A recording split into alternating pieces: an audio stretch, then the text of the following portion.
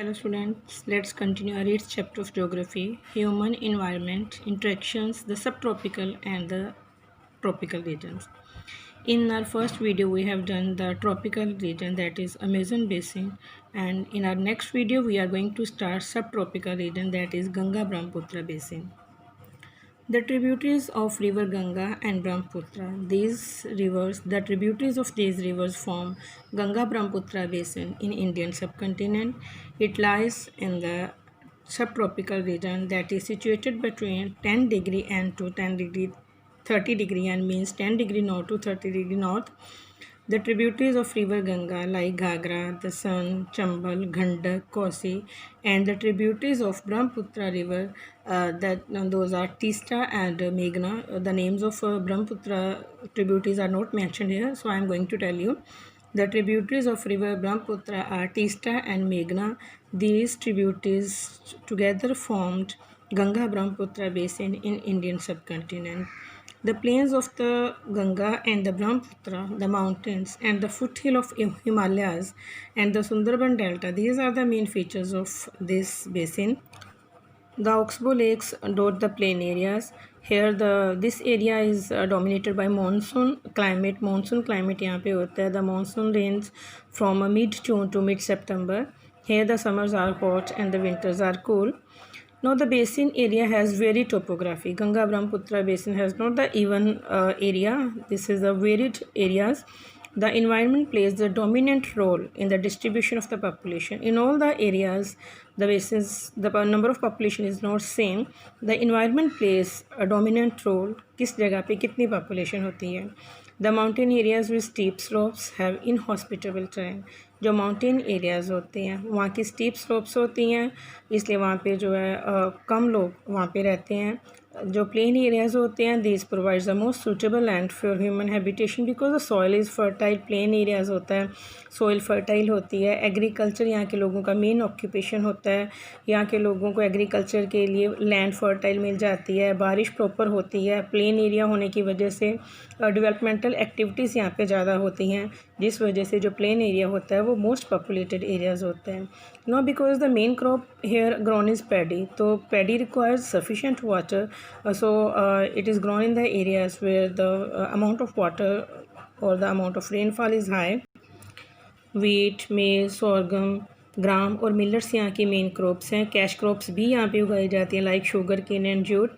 जो banana plantation यहाँ पे होती है. वेस्ट बंगाल और असम में टी उगाई जाती है, टी की प्लांटेशन होती है. No plantation means when the same crop is grown on a large area. ये बड़े एरिया पे हाई लेवल पे जब एक ही क्रॉप उगाई जाती है that is known as plantation. Then silk भी प्रोड्यूस किया जाता है through the cultivation of silk farms. Bihar और असम में जो माउंटेन और हिल्स हैं जिनकी स्लोप ज़्यादा स्टीप नहीं है, थोड़ी जेंटल है, वहाँ पे टेरेस फार्मिंग की जाती है. The vegetation cover of the area varies according to the type of land form. Obviously जिस तरह का लैंड फॉर्म होगा तो वेजिटेशन भी उसी तरह की होगी. तो यहाँ पे गंगा ब्रह्मपुत्र प्लेन में यहाँ पे डेसिडियस ट्रीज पाए जाते हैं. If you remember then in the 6th chapter natural vegetation में हमने किया था एवरग्रीन फॉरेस्ट और डेसिडियस फॉरेस्ट में डिफरेंस किया था. तो जो एवरग्रीन फॉरेस्ट वो तो अमेज़न के होगी और यहाँ पे जो है डेसिडियस ट्रीज़ उगाए जाते हैं, टील, साग, पीपल लाइक.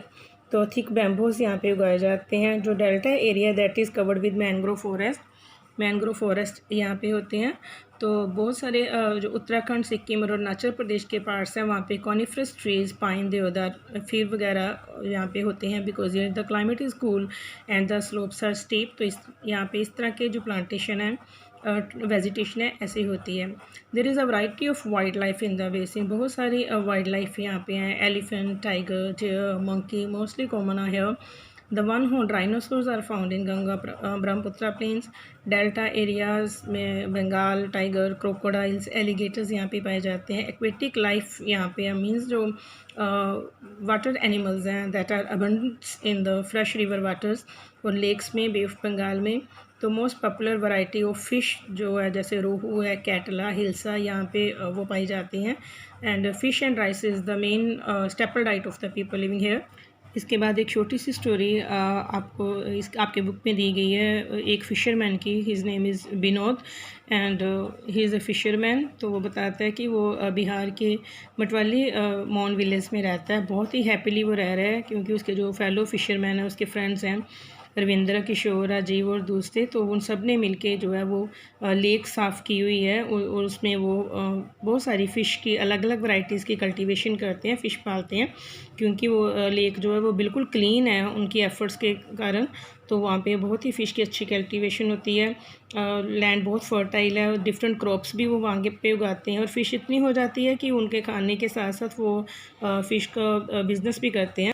वो बहुत ही हैप्पीली रह रहे होते हैं, लेकिन अब उनको now they are facing some problems because the near by area जो कम्युनिटी है वो उन्होंने ऐसी फैक्ट्रीज़ वगैरह लगाई हुई हैं जिसकी वजह से जो पोल्यूटेंट्स हैं वो उनका और जो टाउन्स का पोल्यूटेंट्स हैं वो रिवर में मिल जाता है, जिसकी वजह से अब उनकी फ़िश कल्टीवेशन है वो बहुत डाउन हो गई है।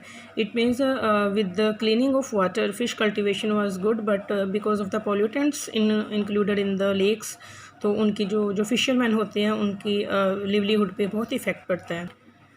नेक्स्ट है द गंगा ब्रह्मपुत्र प्लेन है several big towns and cities. Ganga Brahmaputra plains में बहुत ही टाउन्स और सिटीज़ वहाँ पे बहुत ज़्यादा हैं। Cities of Allahabad, Kanpur, Varanasi, Lucknow, Patna, Kolkata, all with the population of more than 10 lakhs are located along the river Ganga because the area is fertile, so the density of population is high here.